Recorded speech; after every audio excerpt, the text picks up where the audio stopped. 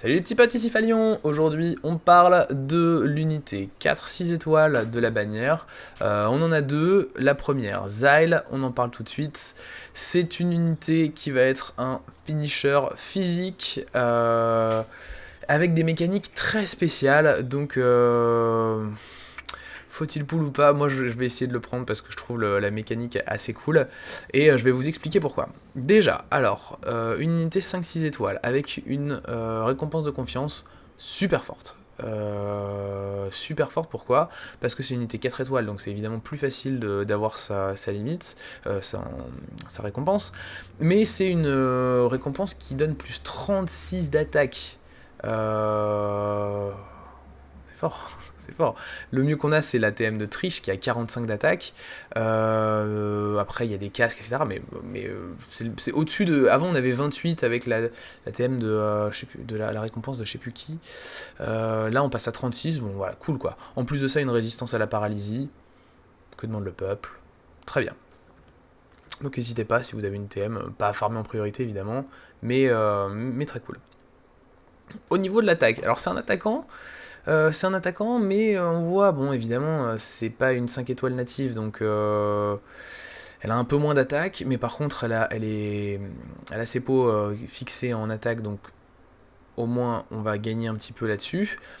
Mais bon, c'est honnête, mais elle a pas non plus une énorme attaque, hein. Le petit Zyle, il a pas une attaque de fou, il a quand même pas mal de points de vie, voilà, pas trop de points de mana, on va voir que ça peut poser souci, mais globalement cool.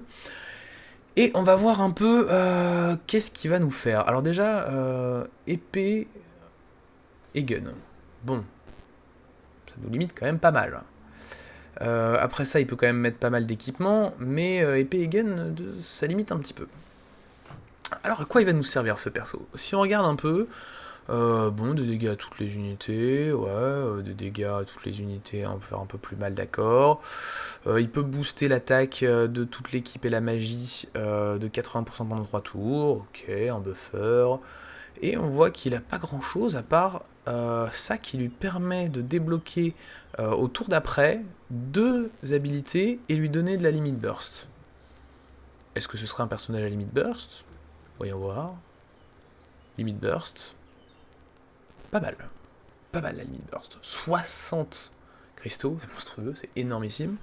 Mais une grosse limite burst, hein, qui tape tous les ennemis à 1720%. Déjà pas mal. Ok. Ensuite, on va voir déjà ensemble que ça va être un attaquant de main. Double end, donc un attaquant avec une arme dans une main, et on va voir en plus qu'il dans l'événement qui arrive dans cette semaine, il peut gagner un gun qui est à deux mains aussi, qui a son attaque, qui est pas mal pour lui, donc cool. Donc ça va être un attaquant de main, et qui a plus 50% d'attaque, plus 50%. C'est pas mal, non? C'est pas trop mal ça comme buff déjà pour une unité 4-6 étoiles. Pas dégueu. Et en plus de ça, vous allez pouvoir le booster comme des fous. Et derrière, on va voir à quoi il est vraiment destiné ce perso. Et on va voir que c'est très rigolo parce qu'en fait, ils ont mis une mécanique où en gros, premier tour, tu débloques deux habilités. La première, c'est le choix de continuer de charger. En fait, vous allez charger votre coup pour le tour d'après. Et en fait, au tour d'après, vous avez ou le choix de libérer les dégâts et de faire des gros dégâts, donc plus de dégâts que si vous aviez... enfin voilà, vous faire des gros dégâts tout simplement, avec une chance de rater par contre, sur tous les ennemis. Donc faut pas oublier que là, même si au début ça paraît pas hyper costaud, c'est un double end, donc déjà ça tape très fort, et en plus de ça, parce que les armes ont une variance supérieure, donc vous tapez, on va dire en moyenne déjà 25-30%, vous faites 30% plus mal avec une arme à deux mains. Donc faut garder ça en compte. En plus, c'est sur toute l'équipe ennemie, mais vous avez 34% de chance de rater. Vous avez ce choix-là, ou alors de continuer à charger, donc toujours pas de dégâts, mais vous continuez à charger, vous continuez de gagner de la limite burst, et en fait vous allez pouvoir faire ça à tous les tours jusqu'au tour 5, où au tour 5 vous êtes obligé de libérer votre grosse attaque, mais là on va voir que c'est une grosse attaque qui est vraiment, vraiment, vraiment costaud. Vraiment costaud, pourquoi? Parce que c'est un 1 hit, et c'est un 2650% à tous les ennemis. C'est énorme, c'est énorme, énorme, énorme. Mais vous allez voir que c'est un peu chaud du cul. Pourquoi? Parce que si vous arrivez à faire les 2650% sur tous les ennemis, en plus vous augmentez votre limit burst de 20. Alors c'est calculé pour que en fait au début vous ayez 4, après 8, 12, 16, et en fait ça fait un total de 40 à la fin. Donc il vous manque 20 cristaux pour faire sa limite. Donc à la fin, si vous arrivez à faire ces dégâts là, vous augmentez encore de 20 et vous arrivez, donc vous faites énorme dégâts avec la... Dégage-toi.